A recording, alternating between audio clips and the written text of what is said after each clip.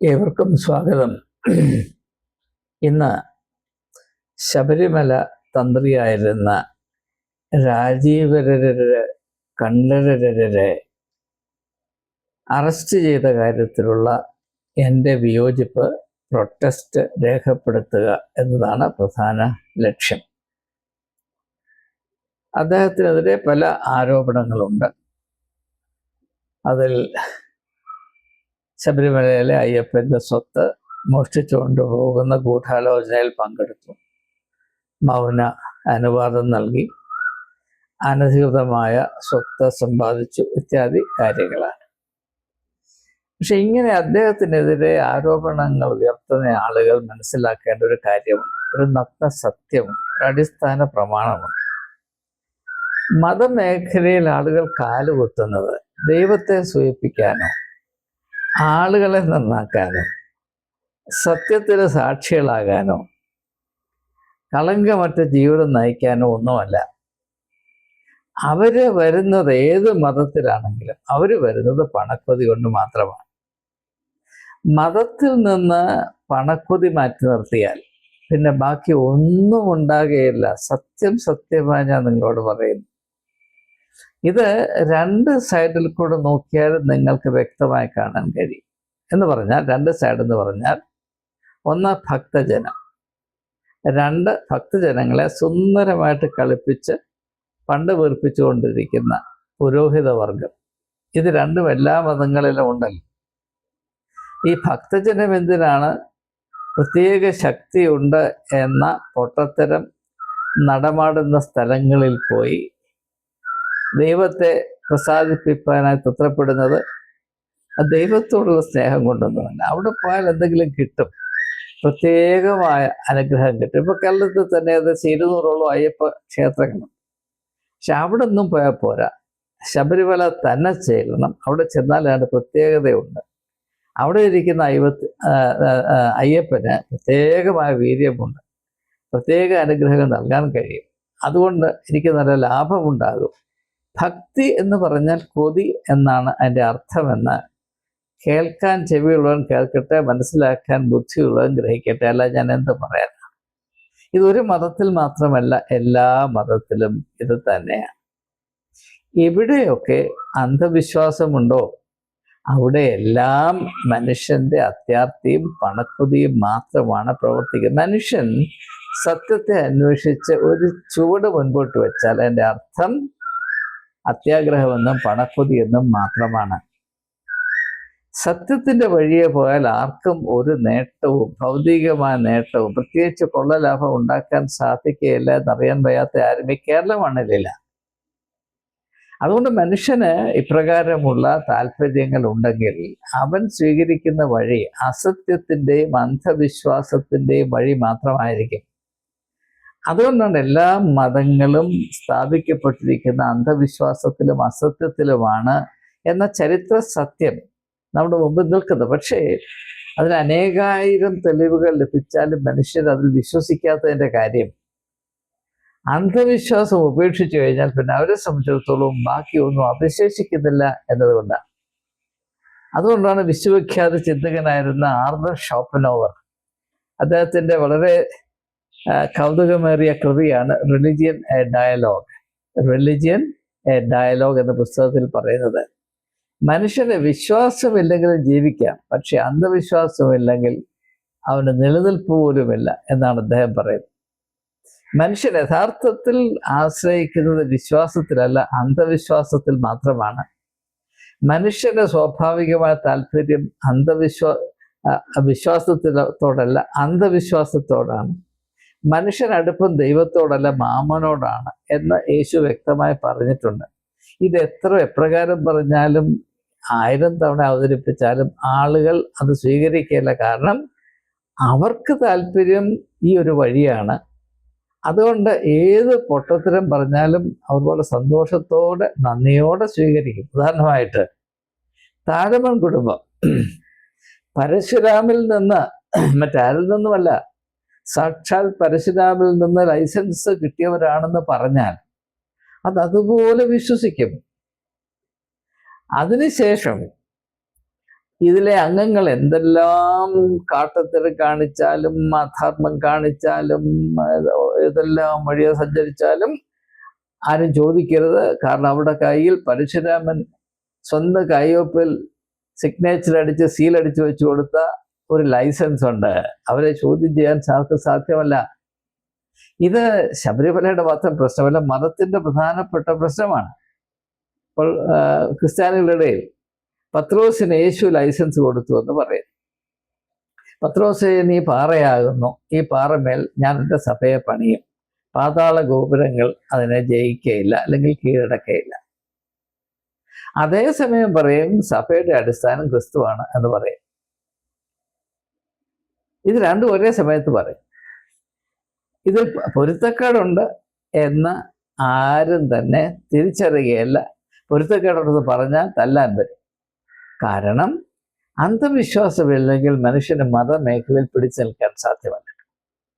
ഇപ്പൊ താഴമൺ കുടുംബത്തിന് സാക്ഷാൽ പരശുരാമൻ ലൈസൻസ് കൊടുത്തു എന്ന് പറയുന്നത് കണ്ണടച്ച് വിശ്വസിക്കുന്നതിൽ അല്പം പോലും ഒരു ക്രിസ്ത്യാനിയായ എനിക്കില്ല.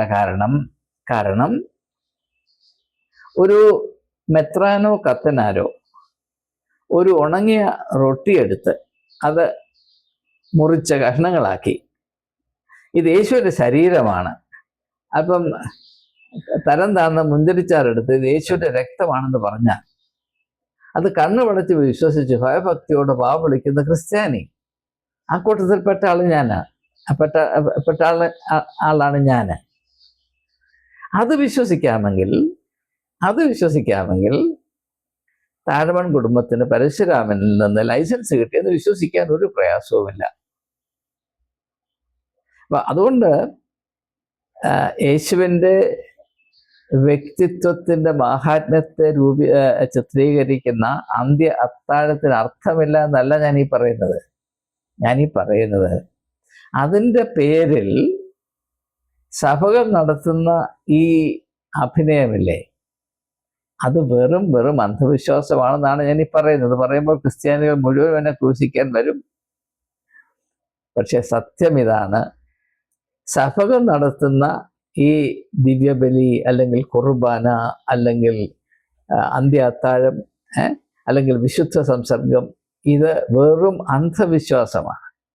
കാരണം യേശു ഒരപ്പം എടുത്ത് നുറുക്കി വാഴ്ത്തി തൻ്റെ ശിഷ്യന്മാർക്ക് കൊടുത്ത് പറയുകയാണ്, ഇതെൻ്റെ ശരീരം നിങ്ങൾ ഭക്ഷിക്കുമെന്ന് പറഞ്ഞാൽ അതിനകത്ത് അർത്ഥമുണ്ട്.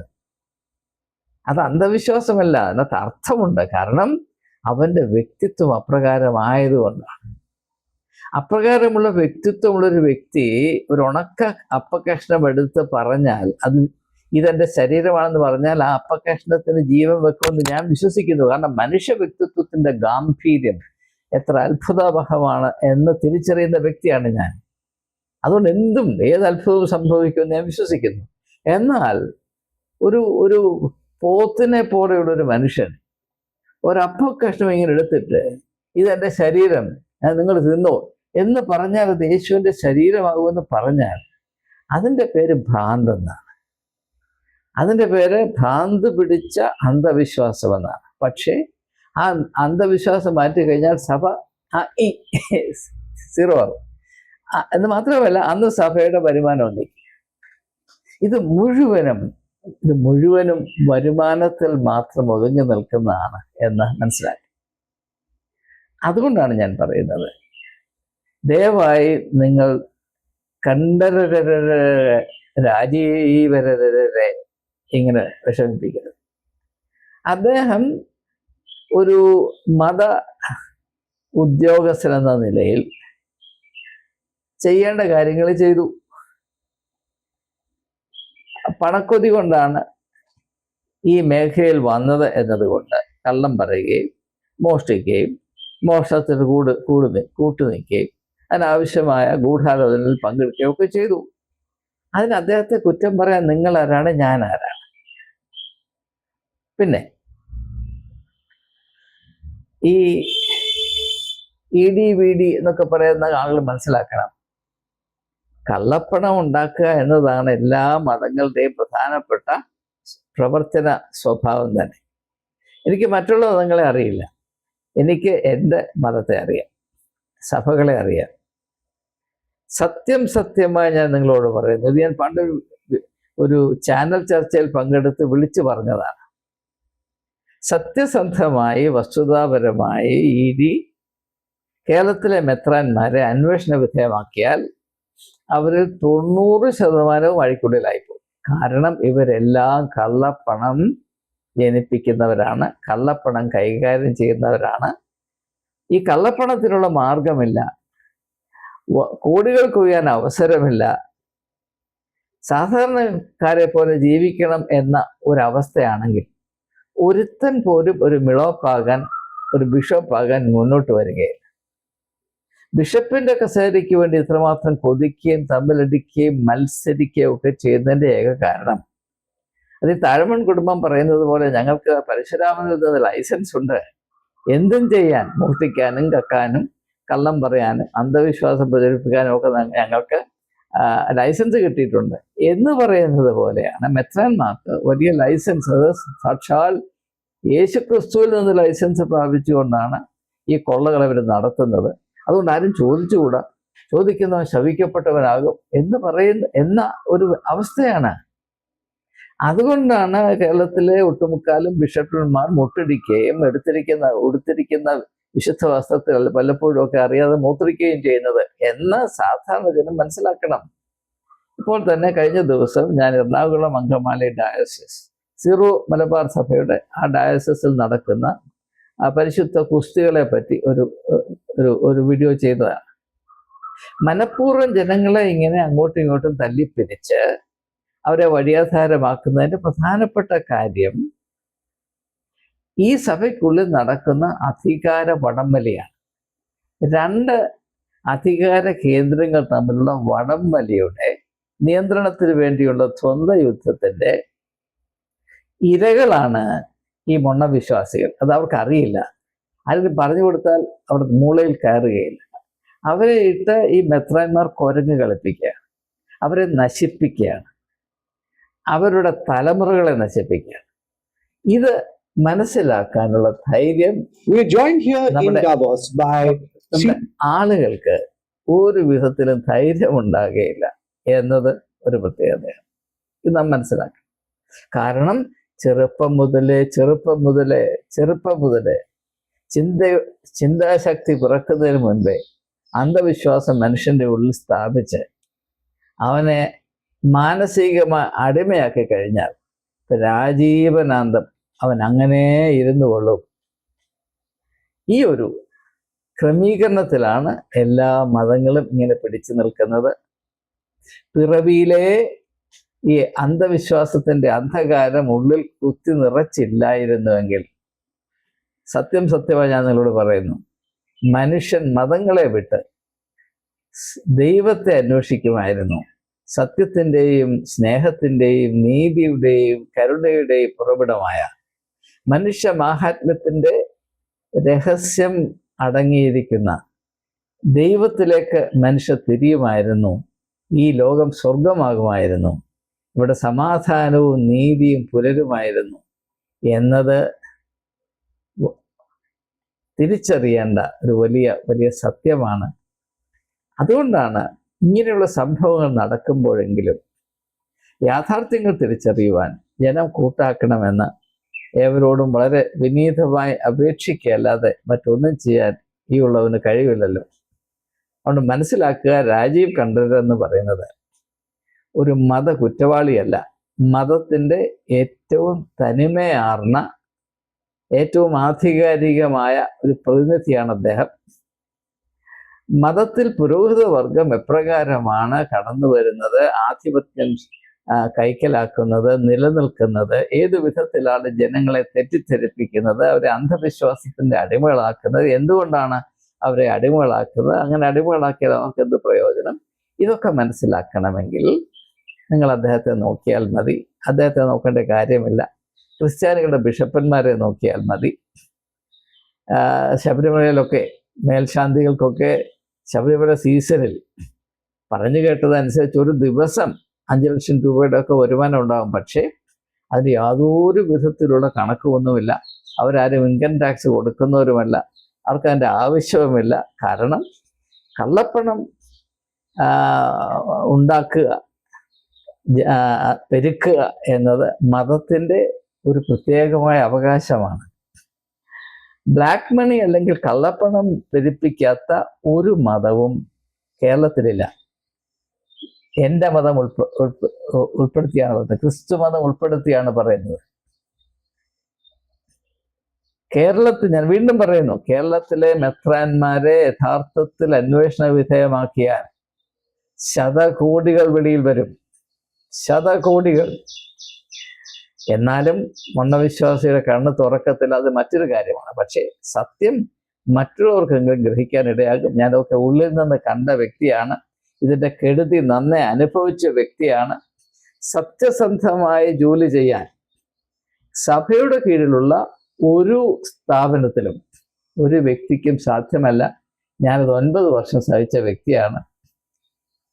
സെൻറ്റ് സ്റ്റീഫൻസ് കോളേജിൻ്റെ പ്രിൻസിപ്പലായി സത്യസന്ധമായി എൻ്റെ സേവനം നിർവഹിക്കാൻ ഞാൻ ശ്രമിച്ചപ്പോൾ എന്നെ കൊന്നൊടുക്കണം എന്ന് പറഞ്ഞിറങ്ങിയത് അവിടുത്തെ ബിഷപ്പാണ്. കാരണം അദ്ദേഹത്തിൻ്റെ ചന്ത, കോളേജിലെ സീറ്റ് വിറ്റ് കോടികൾ ഉണ്ടാക്കുന്ന അദ്ദേഹത്തിൻ്റെ പ്രത്യേകമായ ഖണ്ഡരരെ പോലെയുള്ള ലൈസൻസ്, ക്രിസ്തുവിൽ നിന്ന് പ്രാപിച്ച, മോഷ്ടിക്കാൻ ക്രിസ്തുവിൽ നിന്ന് പ്രാപിച്ച ലൈസൻസ് ഞാൻ റദ്ദാക്കി കളഞ്ഞു എന്ന് പറഞ്ഞ് എന്നെ ഉന്മൂലനാശം ചെയ്യാനായി സംഘടിതമായി പ്രവർത്തിച്ചാണ്. 3 പെണ്ണ് കേസും എൻ്റെ മേലിൽ കൊണ്ടിട്ടു.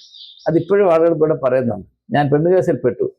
എന്നെ പെണ്ണ് കേസിൽ പെടുത്താൻ ശ്രമിച്ചത് ഒരു മിഡോപ്പാണ്, ഒരു ബിഷപ്പാണ് എന്ന് ഉള്ള സത്യം അറിയാമെങ്കിലും ആരും പറയില്ല. പക്ഷെ ആ 3 ബിഷപ്പിൻ്റെ 3 തന്ത്രങ്ങളും ചീറ്റിപ്പോയി. ഒരു കേസും, കള്ളക്കേസ് അങ്ങനെ നിൽക്കത്തില്ല. പിന്നെ മാധ്യമങ്ങൾ അതിട്ട് കലക്കി ലോകത്തെമ്പാടും പരത്തി എന്നെ നാറ്റിച്ചു. ആ ഒരു നേട്ടം ബിഷപ്പിനുണ്ടായി സമ്മതിക്കുന്നു. പക്ഷേ എൻ്റെ തൊലി തൊടാൻ ബിഷപ്പിനൊന്നും പറ്റിയില്ല. ഞാൻ പറയുന്നത്, ഈ കള്ളപ്പണം സമ്പാദിക്കുകയും ജനങ്ങളെ കുരങ്ങ് കളിപ്പിക്കുകയും ദൈവത്തെ പൊട്ടനാക്കുകയും ചെയ്യുന്ന ഈ വർഗം ഏത് അക്രമത്തിനും തയ്യാറാകും എന്നതാണ്. ഇക്കാലത്ത് പലരും എന്നെ ഉപദേശിക്കുന്ന, സൂക്ഷിച്ചു വേണം, ജീവൻ അപകടത്തിലാണ്, അവർ കൊന്നുകളയട്ടെ, അടിമയായി ജീവിക്കുന്നതിലും മരിക്കുന്നതാണ് സാറേ നല്ലത് എന്ന് ഞാൻ വിശ്വസിക്കുന്നു. ഏതായാലും ഞാൻ വീണ്ടും പറയുന്നു, രാജീവ് കണ്ഠരരെ മാത്രം ഒരു ഒറ്റ വ്യക്തിയായി കണ്ട അദ്ദേഹത്തിനെതിരെ നടപടി എടുക്കുന്നത് ശരിയല്ല. അദ്ദേഹത്തിനെതിരെ നടപടി എടുത്താൽ കേരളത്തിലുള്ള എല്ലാ മത നേതാക്കന്മാർ, മതത്തിൻ്റെ ചുമതലയിലുള്ള ആളുകൾ, പ്രത്യേകിച്ച് എവിടെയൊക്കെ പണമിടപാടുകളുണ്ടോ, പണമിടപാടുകളുടെ ചുമതല വഹിക്കുന്ന മതനേതാക്കൾ, ഉദാഹരണമായിട്ട് കേരളത്തിലെ സഭകളിലെ മെത്രാന്മാർക്കാണ് ആ സഭയിലെ എല്ലാ സ്വത്തിൻ്റെയും അവകാശം. നിങ്ങൾക്കറിയാം, ജോർജ് ആലഞ്ചേരി കോടതിയിൽ കയറി പറഞ്ഞു, എൻ്റെ സഭയുടെ എല്ലാ സ്വത്തും എൻ്റേതാണ് എന്ന് പറഞ്ഞു. അങ്ങനെ പറയാൻ കാര്യം എന്താണെന്ന് ചോദിച്ചാൽ, ഈ അതിനകത്തെ സംഗതി ഇതാണ്, മുഴുവനും കള്ളപ്പണമാണ്. അത് ഇപ്പോൾ അമിത്ഷായ്ക്കും അറിയാം എന്നതുകൊണ്ടാണ് കേരളത്തിലെ മെത്രാന്മാർ ഇങ്ങനെ മുട്ടടിച്ച് അദ്ദേഹത്തെ പ്രീതിപ്പെടുത്താനായിട്ട് ക്യൂ നിൽക്കുന്നത്. പലരും BJP-യിലോട്ട് ചേരുന്നത്.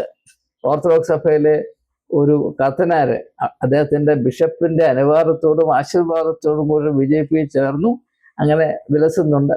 ഇതൊക്കെ അനിവാര്യതയാണ്, നിസ്സഹായതയാണ്. സത്യമായി ഞാൻ പറയുന്നു, ഒരു അന്വേഷണത്തെ തൻ്റെ ഇടത്തോടുകൂടെ അഭിമുഖീകരിക്കാൻ വിശുദ്ധിയുള്ള ഒരു മെത്രാനും കേരളത്തിൻ്റെ മണ്ണിൽ ഇപ്പോഴില്ല എന്നത് ഞാൻ സാക്ഷ്യപ്പെടുത്തുന്നു. പക്ഷേ അവരെല്ലാം മൊണ്ണവിശ്വാസികളെ അന്ധവിശ്വാസത്തിൻ്റെ ആ ഒരു സംരക്ഷണത്തിൽ ഇങ്ങനെ കഴിയുകയാണ്. അങ്ങനെ അവരുടെ പുറകിൽ വോട്ട് ബാങ്ക് കൊണ്ട് എന്ന ഒരൊറ്റ കാരണം കൊണ്ടാണ് ഈ നാട്ടിലെ നിയമസംഹിത അവരെ പിടികൂടാത്തത്, അവരെ സംരക്ഷിച്ച് മാറ്റി നിർത്തിയിരിക്കുന്നത്. ഇലക്ഷൻ വരുമ്പോൾ അരമനത്തിരുന്ന നിരങ്ങുവാൻ രാഷ്ട്രീയ നേതാക്കന്മാർ മതേതരത്വം, മതേതര വിശ്വാസം ഘോരഘോരം പ്രസംഗിക്കുന്ന നമ്മുടെ രാഷ്ട്രീയ നേതാക്കന്മാർ മെത്രാന്മാരുടെ തിണയിറങ്ങുന്നതിൻ്റെ കാര്യം എന്താണെന്ന് നമുക്കറിയാം. ഇതെല്ലാം കണ്ട് മടുത്തു. അതിൻ്റെ കൂടെ യേശുവിൻ്റെ പേരും കൂടെ ചേർക്കുക, പരിശുദ്ധാത്മാവിൻ്റെ കാര്യവും പറയുക. ഇത് കാണുമ്പോഴാണ് അല്പം ജ്വരം ഉണ്ടാകുന്നത്. ദയവായി ക്ഷമിക്കുക. അതുകൊണ്ട് രാജീവ് കണ്ഠരരോടുള്ള എൻ്റെ സഹാനുഭൂതി അറിയിച്ചു കൊള്ളുന്നു. എത്രയും പെട്ടെന്ന് അദ്ദേഹത്തെ ഇറക്കി വിടണം. പരശുരാമിൽ നിന്ന് അദ്ദേഹം പ്രാപിച്ച ലൈസൻസ് പുതുക്കാൻ സമയമായി. അതിന് യാതൊരു വിധത്തിലുള്ള വിഘ്നവും ഉണ്ടാകരുത്. ഈ കലാപരിപാടി തുടരേണ്ടതാണ്. ആ ലൈസൻസ് കയ്യിലെടുത്തോളം കാലം സ്വർണം ചെമ്പാകട്ടെ എന്ന് കണ്ടത് പറഞ്ഞാൽ അങ്ങനെ ആകും. ഒക്കത്തിൽ നിങ്ങൾക്ക് പറയാൻ കഴിയും. എടാ, ശബരിമല അയ്യപ്പൻ്റെ അപ്പൻ്റെ സ്ഥാനത്ത്, തന്തയുടെ സ്ഥാനത്ത് വയ്ക്കുന്ന ഒരു തന്ത്രി മനസ്സോടൊന്ന് പറഞ്ഞാൽ പോരെ? അവിടെ ഇരിക്കുന്ന കട്ടിളപ്പടിയിലെ സ്വർണം, പിന്നെ അങ്ങനെ എന്താണ് പറയുന്നത്, അവിടുത്തെ ബിംബങ്ങളിലെ സ്വർണം, അങ്ങനെ അല്ലെങ്കിൽ വാജിവാഹം, കീഹിവാഹം, അതെല്ലാം, ആ സ്വർണമെല്ലാം ചെമ്പാകട്ടെ എന്ന് മനസ്സിൽ ഒന്ന് വിചാരിച്ചാൽ പോരെ? സംഭവിക്കത്തില്ല. അത് സാധ്യമാണ് എന്ന് വിശ്വസിക്കുമ്പോൾ, അതുകൊണ്ടാണൊരു ശബരിമല ഇത്ര വലിയ ഒരു സങ്കേതമാകുന്നത്. വിശ്വാസം, തന്ത്രിയുടെ ആ ഒരു പിടിപ്പിലാണ് അവിടുത്തെ അയ്യപ്പ വിഗ്രഹം ജീവൻ പ്രാപിച്ച് നിൽക്കുന്നതെന്ന് മനസ്സിലാക്കുക. അതാണ് വിശ്വാസം. അതാണ് ഈ തന്ത്രിയുടെ ആത്മാവ് അതിൽ നിക്ഷേപിക്കുന്നത് കൊണ്ടാണ് അയ്യപ്പ വിഗ്രഹം ഇങ്ങനെ ജീവൻ പ്രാപിച്ചിങ്ങനെ നിൽക്കുന്നത്. ആ തന്ത്രി മനസ്സുകൊണ്ടൊന്ന് വിചാരിച്ചാൽ അവിടുത്തെ സ്വർണം ചെമ്പായി പോകത്തില്ലേ? അല്ലെങ്കിൽ നാളെ അത് ഇരുമ്പായി പോകത്തില്ലേ? പിന്നെ എങ്ങനെയാണ് നിങ്ങൾ അദ്ദേഹത്തെ നിയമമനുസരിച്ച് കുറ്റാരോപിതനാക്കുന്നത്? ഏതെങ്കിലും ഒരു നിയമം അദ്ദേഹത്തിന് ബാധകമാകുമോ? അതുകൊണ്ട് കേരളത്തിലെ പോലീസ് ചെയ്യുന്നത് സ്പെഷ്യൽ ഇൻവെസ്റ്റിഗേഷൻ ചെയ്ത്, പിന്നെ അതിൻ്റെ പുറമെ ഇപ്പോൾ ED വന്നിരിക്കുന്നതെല്ലാം വലിയ തെറ്റിദ്ധാരണയിലാണ്. തന്ത്രിയെ തൊടാൻ നിങ്ങൾക്ക് അവകാശമില്ല. കാരണം നിങ്ങൾക്ക് മതം എന്താണെന്ന് അറിഞ്ഞുകൂടാ. മതമാണെങ്കിൽ ഇങ്ങനെ നടക്കും. അതുകൊണ്ട് അത് നന്നേ അറിയാവുന്ന രാജീവരരരര കണ്ഠരരരര അദ്ദേഹത്തിൻ്റെ കലാപരിപാടി ഏറ്റവും മഹനീയമായി നിർവഹിച്ചു. അത് നിർവഹിക്കാനുള്ള അവകാശം അനിഷേധ്യമായ അദ്ദേഹത്തിനുണ്ട്. അല്ലെങ്കിൽ നിങ്ങൾ പരശുരാമനോട് കണക്ക് പറയേണ്ടി വരും. അത്ര എളുപ്പമുള്ള കാര്യമൊന്നുമല്ല. നമസ്തേ.